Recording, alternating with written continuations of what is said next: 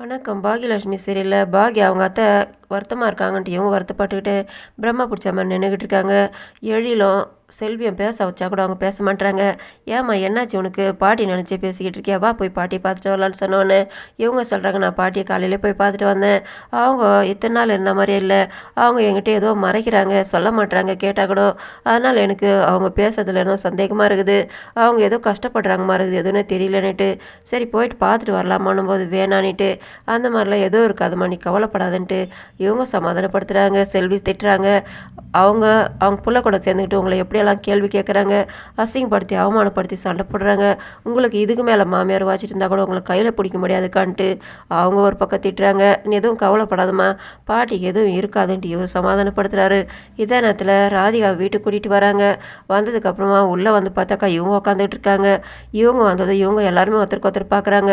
இவங்க வீட்டில் இருக்கிறத பார்த்துட்டு சம்மந்தியமாக வந்துட்டு, எதுக்காக இன்னும் இங்கே இருக்கீங்க, உங்களோட மருமக பேர பசங்களுக்காக என்னோட பேர குழந்தை கொண்டுட்டிங்களே, உனக்கும் அவங்க பேர குழந்தை தானே, நீங்கள் பண்ணி உங்களோட நினச்சதெல்லாம் நடந்துருச்சு இல்லை, இதுக்கு மேலே இங்கே எங்கே இருக்கீங்க, எதுக்காக இருக்கீங்க, இன்னும் என் பொண்ணை கொல்றதுக்காக இருக்கீங்களா, இன்னும் யார் கூடி கெடுக்கிறதுக்காக இருக்கீங்களா, நீங்களா மனுஷியா, நீங்கள் இப்படி பண்ணுறது நியாயமாக இருக்குதா, அப்படியாண்டி இவங்க இஷ்டத்துக்கு சம்மந்தியம்மா ஈஸ்வரி அம்மாவுக்கு திட்டுறாங்க. அதை பார்த்து அவங்கவுங்க பாட்டுக்கு நின்றுட்டுருக்காங்க. இவங்க ஷாக் ஆகுறாங்க.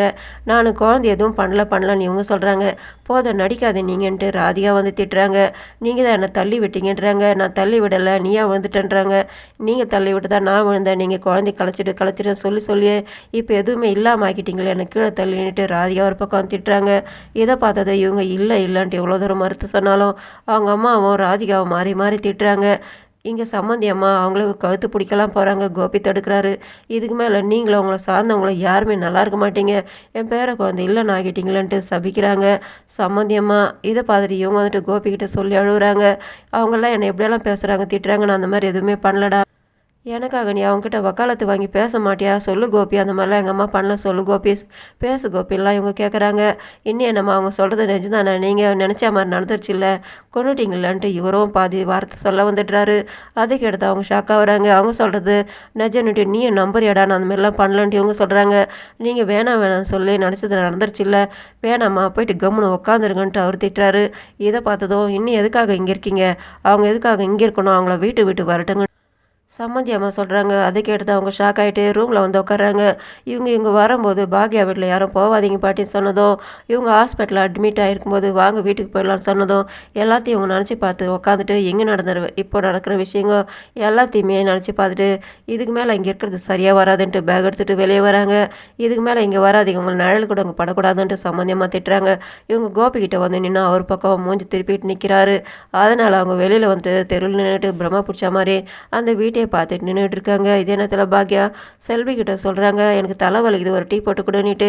அதே நேரத்தில் பாக்யான்னு குரல் கேட்குற மாதிரி இவங்களுக்கு யோசனை வந்துட்டு வெளியில் வந்து பார்க்குறாங்க. பார்த்தாக்கா ரோட்டில் நின்றுக்கிட்டு இருக்காங்க இவங்க மாமியார்.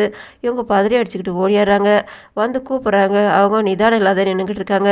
இவங்க உலுக்கி கேட்டதுக்கப்புறமா என்னத்தை எதுக்காக அப்படி நின்றுட்டு இருக்கீங்க, வாங்க அத்தை வீட்டுக்கு போகலான்றாங்க.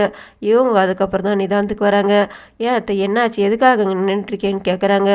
அவங்க அதுக்கு மேலே அவங்களோட துக்கம் தாங்க முடியாமல் பாக்யான்ட்டு அழுதுகிட்டே எங்கள் பாக்யா மேலே சாஞ்சு அழுகுறாங்க. இதோட முடியுது. நன்றி, வணக்கம்.